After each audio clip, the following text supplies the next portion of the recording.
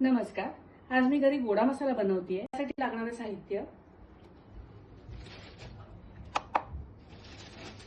अगदी मापाने मी अर्धा किलो धणे घेतलेले आहेत.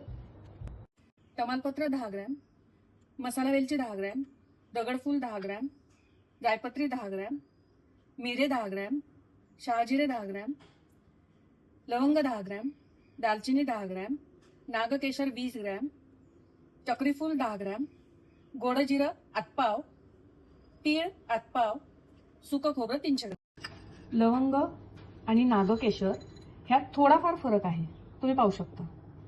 धणे, सुकं खोबरं, गोडे जिरे, शहाजिरे आणि पांढरे तीळ हे तेल न घालता खमंग भाजून घ्यायचे.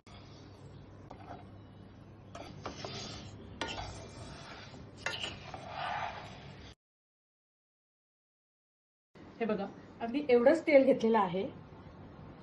एक एक करून सगळे मसाले आपण त्याच्यातनं भाजून घेऊया. गोडा मसाला तयार झालेला आहे.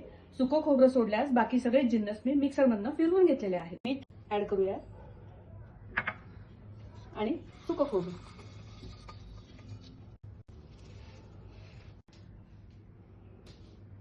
आता हा स्टोअर कसा करायचा? खाली तळाशी मीठ घालायचं थोडंसं आणि वरनं मसाला.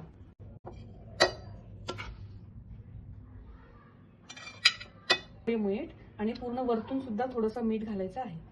नक्की करून पहा.